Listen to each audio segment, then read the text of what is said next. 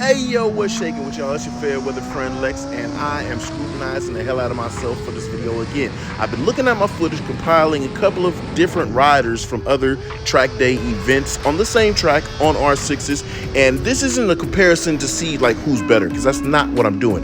I'm just trying to see where my comfort level was compared to the average track rider. Now, I'm amateur at best, and this isn't to compare, like I said, talents. This is just to see where my comfort level was at certain portions of the track. These other riders, they do have newer bikes. I do have the 5SL. This is the first generation of the fuel injected, and this bike is sitting on a 190 tire. Mods don't matter. We're just looking at comfort. So let's look at my first outing as I blast by to get the lap on my own, me out front.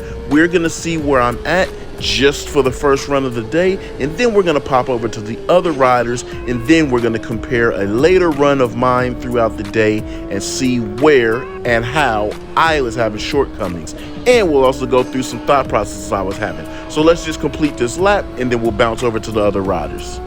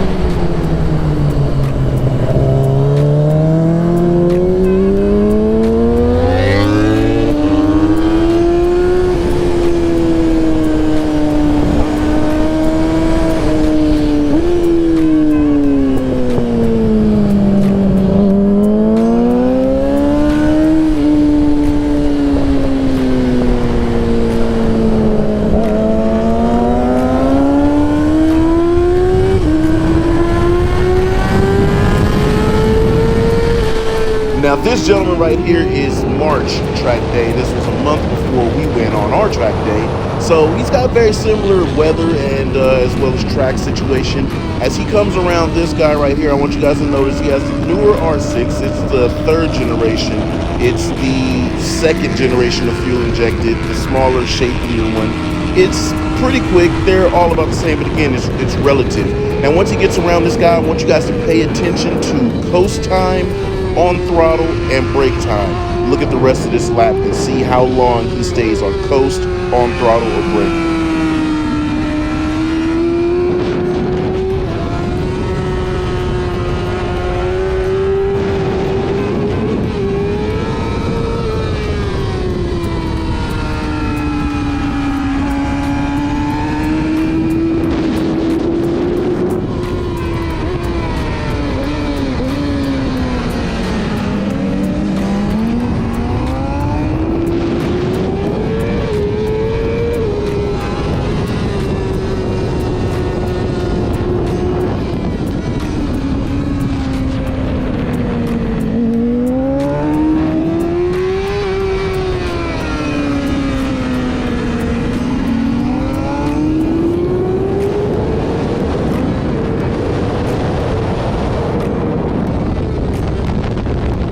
Now this dude right here, he is on the same track day I was at. Matter of fact, he's on the track at the same time. This is an A group rider. He's on an R6 as well. This is the latest model, the third gen of the fuel injected. So again, relative power, but listen to his throttle, his coast, and in the moments that he's braking. Pay attention to that because these are the important things that we're going to start to touch on a little bit later.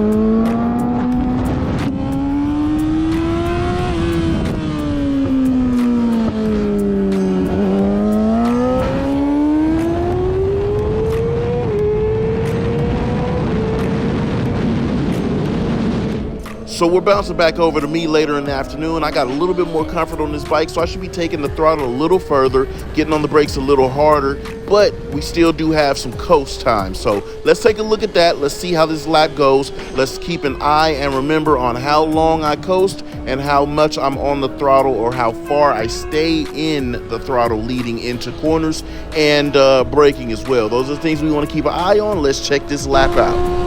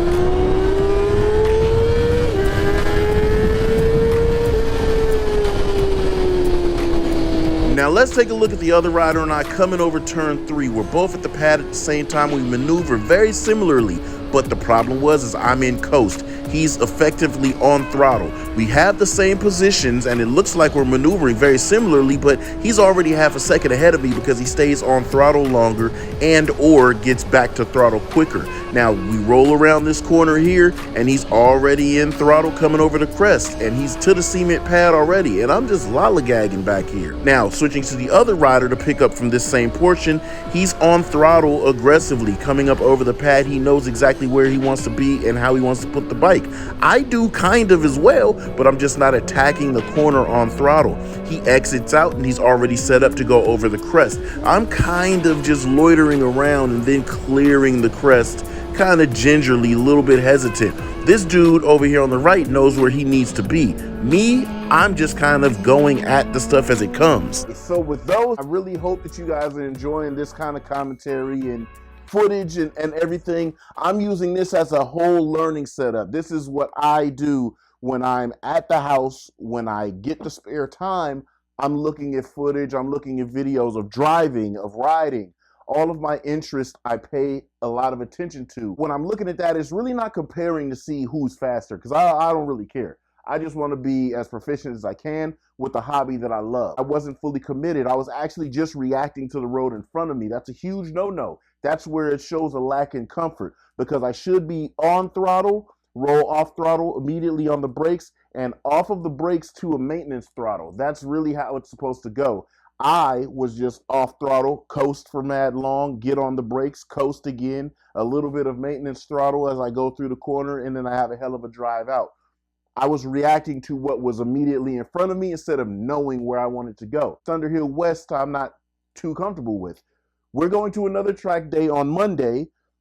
I'm jumping right back in the game, and this is Sonoma. I know Sonoma. I've done Sonoma 2 times on the motorcycles, countless times on the cars. So I know where I'm going. I know what I'm looking at. I know where I want to be. That is going to be a great situation for my comfort as I move through how I operate the motorcycles. I'm taking violence.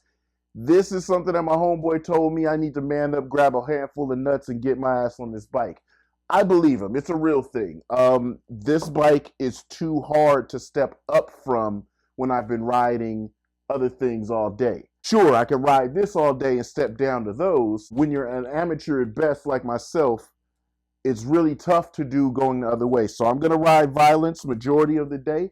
I'm going to get myself together, get through this course as I know I can, or I know that I should. The Mini has taught me a lot, but I need to start treating the Mini as just a workout, something that's like training, not what I'm really focusing a lot of my time on that I have been doing. I've been focusing a ton of time on that bike.